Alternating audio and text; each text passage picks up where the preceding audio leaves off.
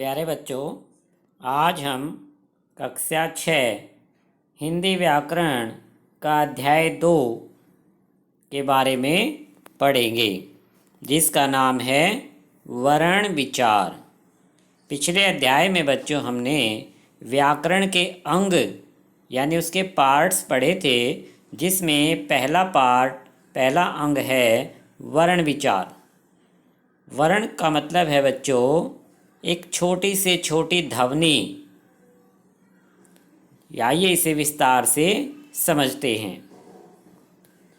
किसी भी भाषा को समझने के लिए सर्वप्रथम उसके ध्वनि समूह अर्थात सबसे छोटी इकाई को समझना अत्यंत आवश्यक है। कि बच्चों, जब हम कोई भाषा सीखते हैं, जैसे हिंदी भाषा का ज्ञान तो हमें बचपन से ही है, लेकिन अगर हमें कोई दूसरी भाषा जैसे अंग्रेजी सीखनी है तो उसकी सबसे छोटी इकाई को सबसे पहले हमें समझना पड़ता है।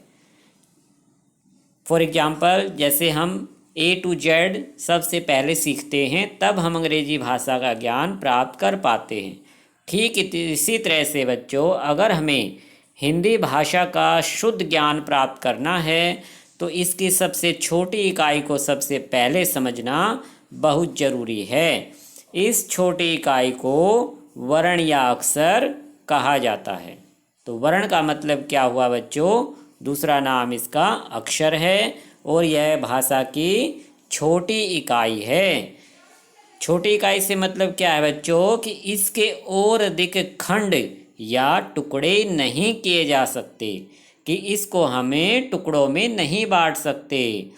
अतः वर्ण को इस प्रकार परिभाषित किया जा सकता है। यह वर्ण की परिभाषा है कि वर्ण किसे कहते हैं। भाषा की सबसे छोटी इकाई जिसके और अधिक खंड का मतलब क्या था बच्चों? टुकड़े। खंड की जगह हम टुकड़े शब्द लिख सकते हैं कि और अधिक टुकड़े नहीं किए जा सकते। वर्ण या अक्षर कहलाती है। इसका उदाहरण है बच्चों जैसे ए ध्वनि।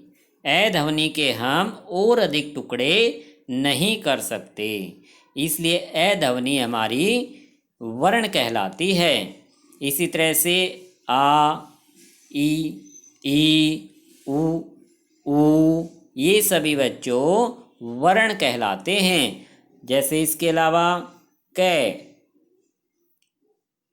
भी बच्चों वर्ण है, क्योंकि क के टुकड़े नहीं किए जा सकते। तो ये सभी बच्चों वर्ण या अक्षर कहलाते हैं। जब हम इन सभी वर्णों को एक समूह में लिखते हैं और उनका एक एक क्रम निश्चित कर देते हैं तो उन्हीं को बच्चों वर्णमाला कहा जाता है। वर्णमाला जैसे मोतियों की माला होती है, ऐसे ही वर्णों की ये माला है। इसमें वर्णों को पिरोया जाता है, यानी व्यवस्थित क्रम में रखा जाता है। भाषा में जब सभी वर्ण एक साथ लिखे जाते हैं तो वर्णमाला बनती है। वर्णमाला में वर्णों का क्रमबद्ध एवं व्यवस्थित होना अत्यंत आवश्यक है। क्रमबद्ध का मतलब है बच्चों उसको एक क्रम में, एक सीरीज में बांधना, एक व्यवस्थित रूप में लिखना। जैसे ए, आ, ई, उ ये सभी बच्चों वर्णों का एक व्यवस्थित रूप है। इसी तरह क, ख, ग, घ, अड़े ये वर्णों का एक व्यवस्थित रूप बन जाता है। इसीलिए वर्णों के व्यवस्थित समूह को वर्णमाला कहा जाता है। आपको वर्ण समझ में आ गए होंगे बच्चों, वर्ण की परिभाषा और वर्णमाला की परिभाषा। इसके बाद बच्चों प्रत्येक भाषा की अपनी वर्णमाला होती है। हिंदी की वर्णमाला इस प्रकार है कि आइए हिंदी वर्णमाला के बारे में विस्तार से पढ़ते हैं। कि बच्चों हिंदी वर्णमाला में सबसे पहले 11 स्वर रखे गए हैं। ए, आ, ई, उ, री, ए, ऐ, ओ, औ। इस तरह से बच्चों ये 11 स्वर कहलाते हैं। स्वर के बाद है बच्चों व्यंजन। स्वर में दो और है बच्चों, जैसे ए है, ये भी स्वर से अलग होते हैं। वैसे तो दो अयोगवा कहलाते हैं, इनको भी स्वरों के साथ ही पढ़ लिया जाता है। लेकिन मुख्य रूप से कितने स्वर हैं? 11 स्वर।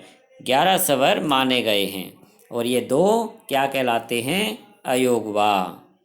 इसके बाद बच्चों वर्णमाला में व्यंजनों को भी शामिल किया गया है। व्यंजनों को का भी एक निश्चित क्रम है। जैसे क ख ग घ ड़, ये 5 व्यंजनों का एक समूह बनता है, ग्रुप बन जाता है, जिसे क वर्ग कहा गया है। च छ ज झ य, इसे च वर्ग का नाम दिया गया है।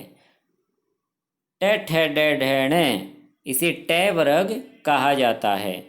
त थ द ध न, इसे त वर्ग कहा गया है। प फ ब भ म, इसे प वर्ग कहा गया है।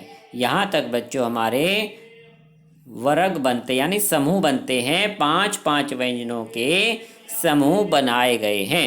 इन्हें भी आपको निश्चित एक क्रम में याद करना है। इसके बाद ये र ल व, ये 4 स्वर अंतस्थ व्यंजन कहलाते हैं। श श स है, ये 4 वर्ण ऊष्म व्यंजन कहलाते हैं।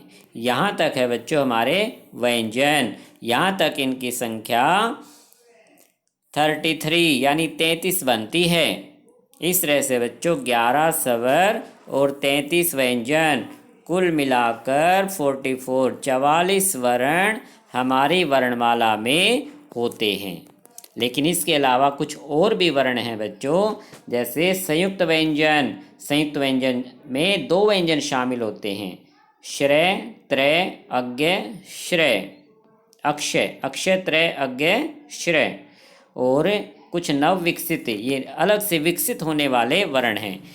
तो इस तरह से 52 वर्ण इसमें लिखे गए हैं। लेकिन आपको केवल यही याद रखना है, 52 वर्ण की बजाय आपको याद रखना है कि 11 स्वर 33 व्यंजन, इस तरह से 44 यानी 44 वर्ण।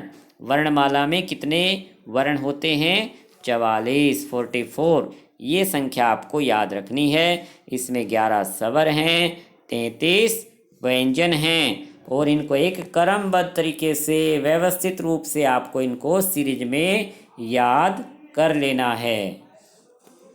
अच्छा बच्चों, आज आपको इस एक पेज को अच्छे से रिवाइज कर लेना है, जिसमें हमने वर्ण की परिभाषा, वर्णमाला की परिभाषा और वर्णमाला में स्वरों का, व्यंजनों का एक व्यवस्थित और क्रमबद्ध रूप आज याद करना है।